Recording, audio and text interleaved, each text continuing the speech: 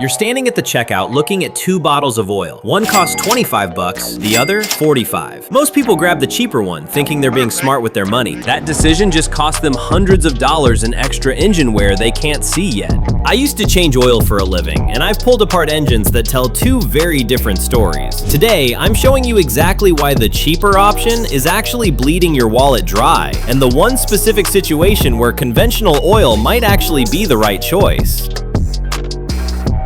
Let's talk about what's really happening inside your engine. Here's something most oil change shops won't explain because it takes too long, and time is money for them. Your engine oil has three jobs: lubricate moving parts, cool hot metal, and clean away dirt. Simple, right? But here's where it gets interesting. Think of synthetic oil as a jar packed with identical glass marbles. Each one is perfectly round, manufactured to exact specifications. They roll over each other smoothly, creating almost no friction. Conventional oil? That's a jar filled with random rocks you picked up from a gravel driveway. Different shapes, jagged edges, some are smooth, some are rough. When your engine forces these rocks to slide past each other at 3,000 revolutions per minute, they grind, they create heat, they break apart. This isn't marketing speak, this is basic chemistry. Conventional oil comes from crude petroleum pumped out of the ground. Refineries clean it up and separate out the good molecules, but you're still working with what nature randomly created millions of years ago. The molecules are inconsistent sizes and shapes. Synthetic oil is built in a laboratory. Scientists design every single molecule to be identical. Same size, same shape, same properties.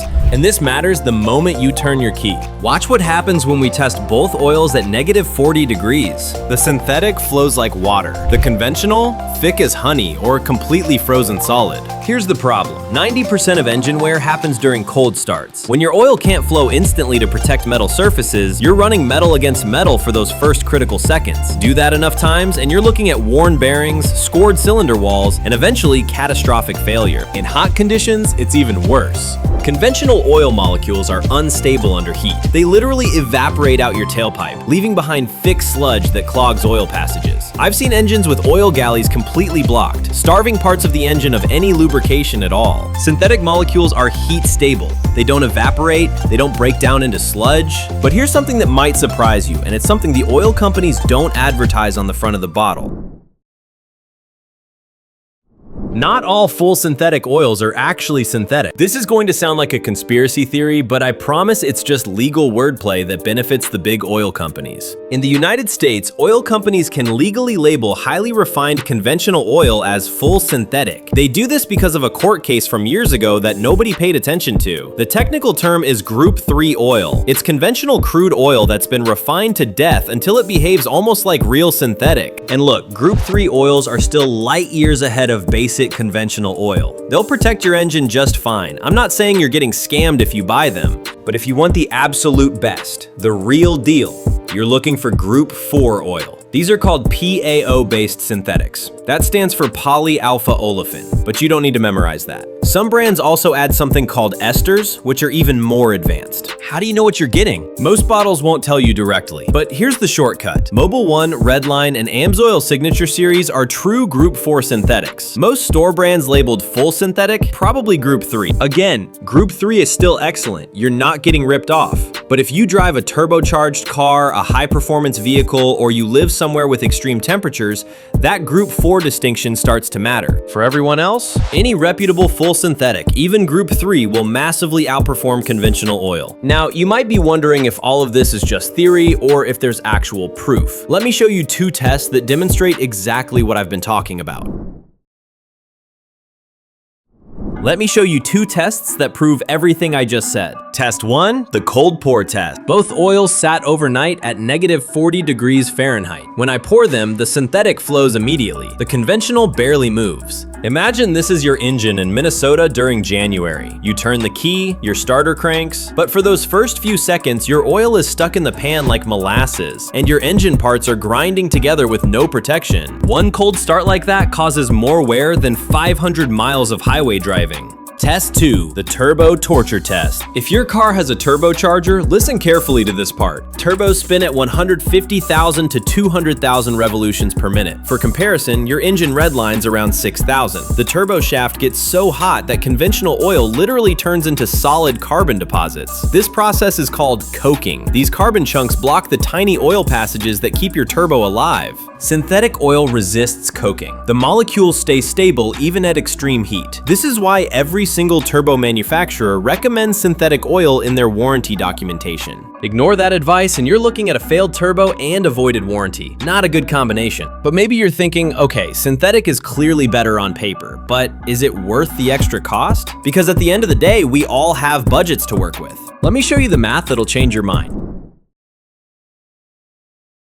Pull out a calculator. Let's do this together. Conventional oil requires changes every 3,000 to 5,000 miles depending on your driving conditions. Let's be generous and say 5,000 miles. The oil change costs about $35 if you do it yourself with quality conventional oil and a decent filter.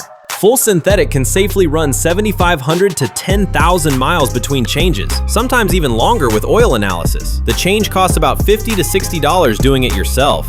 Let's compare over 100,000 miles. With conventional, you divide 100,000 by 5,000. That's 20 oil changes. Multiply that by $35, you get $700. With synthetic, you divide 100,000 by 7,500. That's 13 oil changes. Multiply that by $55, you get $715. Wait, those numbers look almost identical, right? But we're forgetting something massive here: engine wear. Conventional oil breaks down faster, creates sludge, and allows more friction. Over time, this means worse fuel economy because your engine works harder. It means potential repairs to oil-caked components. It means shorter engine life.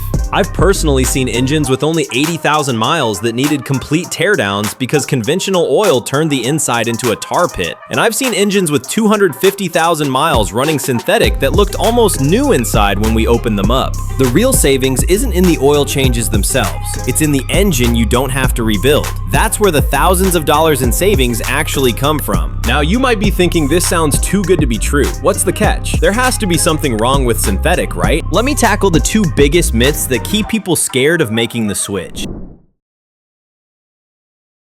Myth number 1, switching to synthetic will cause leak. This one's been around forever, and I understand why people believe it. Here's what actually happens. Synthetic oil is a better detergent. When you pour it into an engine that's been running conventional oil for years, it starts dissolving sludge deposits. If you have a gasket that's been leaking slowly, that sludge was acting like glue, plugging the leak. The synthetic cleans away the sludge, and suddenly you notice oil spots on your driveway.